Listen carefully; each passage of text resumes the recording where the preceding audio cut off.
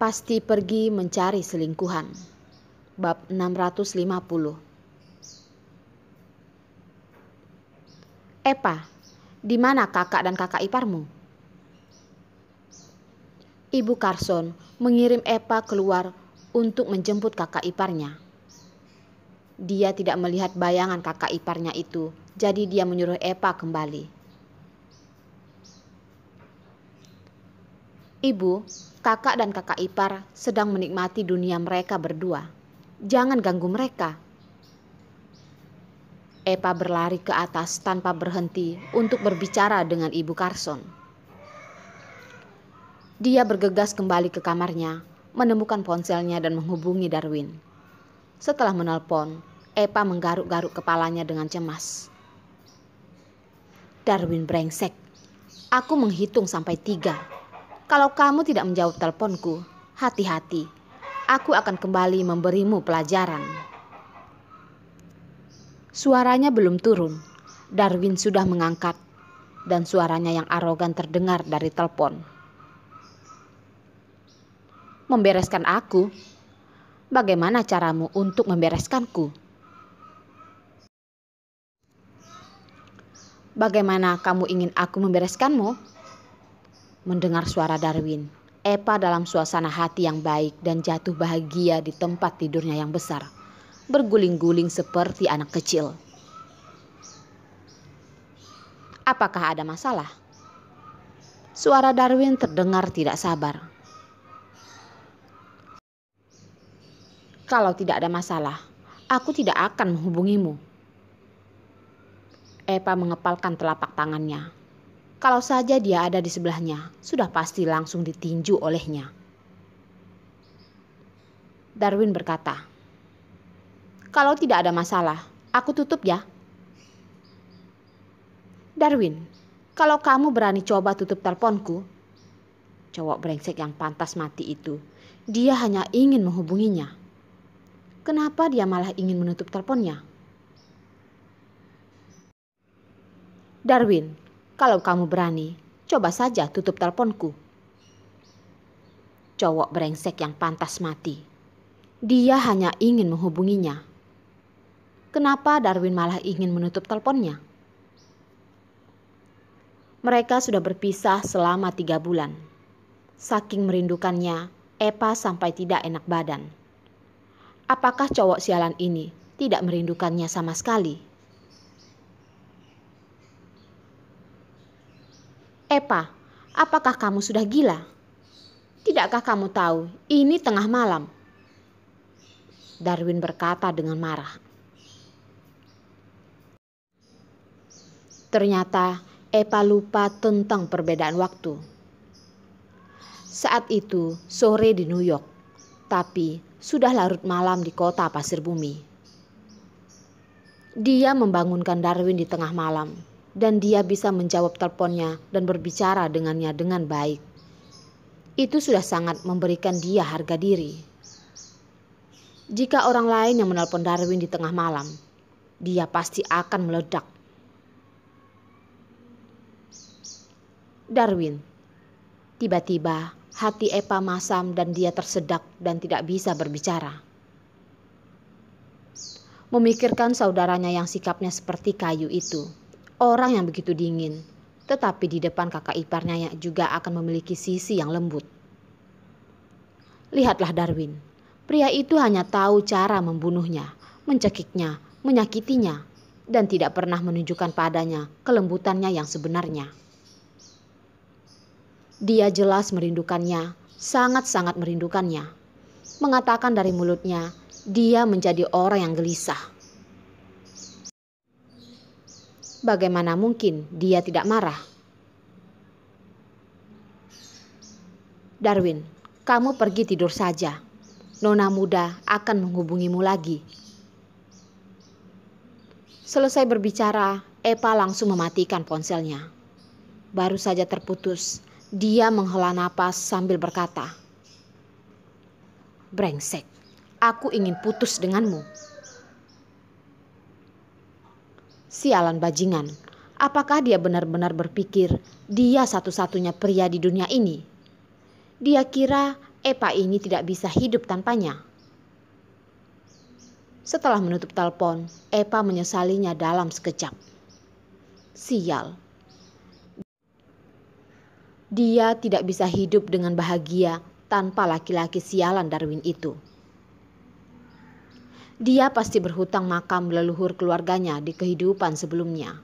Hanya dalam kehidupan ini, dia bisa suka bahwa dia sangat mencintai sehingga kepalanya tidak bisa berpaling. Epa menjerit dan mengangkat tangannya untuk menghancurkannya. Namun, tepat ketika tangannya terangkat, ponselnya berdering dengan merdu. Begitu dia melihatnya, itu adalah Darwin, si bajingan bau. Dan dia tahu untuk memanggil kembali untuk menghibur Epa. Lupakanlah, dia memaafkannya. Epa terkekeh dan menjawab telepon dengan bangga berkata, "Darwin, kamu tahu apa yang salah? Nonamu ini memiliki banyak orang. Aku akan memaafkanmu sekali ini." "Sial, apa yang kamu katakan? Kamu sialan. Katakan lagi, nonamu ini pasti akan merobek dirimu." Pria yang licik ini, dia berani mengatakan bahwa dia ingin putus. Dia yang harusnya mengatakan soal ini. Dia tidak memenuhi syarat untuk mengatakan ini. Sial, sial, sial. Epa melompat dengan marah. "Darwin, tunggu dan lihatlah nanti." Epa melompat dari tempat tidur, membalik-balik kabinet, menemukan kartu identitas dan paspornya dan bergegas keluar. Darwin, pria sialan ini, pasti memiliki wanita lain sebelum dia ingin putus dengannya. Tunggu dia pulang ke kota Pasir Bumi, dia pasti akan menemukan pria sialan itu sedang bersama wanita lain. Dia baru bisa melepaskan kebencian di dalam hatinya. "Epa, ada apa denganmu?" Baru saja melihat Epa berlari ke atas dan kemudian Epa bergegas turun. Ibu Carson yang sedang berada di ruang tamu menjadi bingung. "Bu, Darwin pasti sedang mencari selingkuhan. Aku harus kembali ke kota Pasir Bumi untuk membereskannya. Bu, tolong beritahu kepada kakak dan kakak ipar bahwa aku akan pergi." Epa sudah keluar ketika dia selesai berbicara. Gadis itu memikirkan Darwin dan ingin kembali ke kota Pasir Bumi. Ibu Carson melambaikan tangannya. Rory akan mengikutinya. Jika dia ingin kembali ke kota Pasir Bumi, biarkan dia kembali. Setelah berharap untuk waktu yang lama, akhirnya dua pemeran utama dari keluarga mereka pulang makan malam di rumah. Ibu Carson maju dan meraih tangan Arila. Dengan lembut berkata, "Sudah kembali?" Dia sudah memikirkan banyak hal untuk dikatakan pada Arila. Tetapi pada akhirnya dia tidak bisa mengatakan apa-apa. Dia hanya bisa menepuk punggung Arila. Bukan seberapa dalam perasaan Ibu Carson dan Arila, tetapi Arila adalah orang yang disukai putranya. Jika Arila baik, Carson juga akan baik. Ibu Carson hanya memiliki Carson, anak kandungnya. Sebagai seorang ibu, dia selalu menantikan kehidupan Carson yang baik. Dalam 3 bulan terakhir, melihat Carson mengkhawatirkan Arila siang dan malam, dan Ibu Carson diam-diam menyeka air matanya beberapa kali. "Bu," Arila tersenyum dan memberi pelukan erat pada Ibu Carson. "Terima kasih, Bu." Terima kasih, Ibu Carson yang tidak pernah memandang rendah dan mencintainya dan menganggapnya sebagai anak perempuannya. Arila ingin mengatakan sesuatu, tetapi dia tidak mengatakannya. Dia menggosok bahunya seperti anak kecil kepada Ibu Carson. Ibu Carson mencintainya sebagai anak perempuannya, dan Arila secara alami akan menghormati dan berbakti kepada Ibu Carson sebagai ibunya. Hubungan antara ibu mertua dan menantu perempuannya tidak seburuk hubungan antara ibu mertua dan menantu perempuan biasanya. Itu karena mereka semua mencintai Carson dan berharap Carson akan baik-baik saja.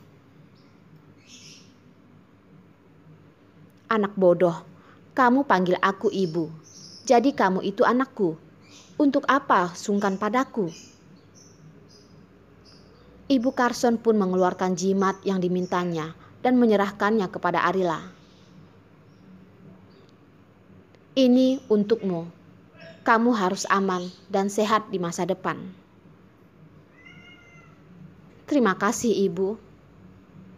Arila mengenakan jimat itu dan berkata, aku akan mencoba melindungi diriku di masa depan dan berhenti mengkhawatirkanku. Ibu Carson mengangguk dan berkata dengan kepuasan, ya, kita semua harus baik-baik saja.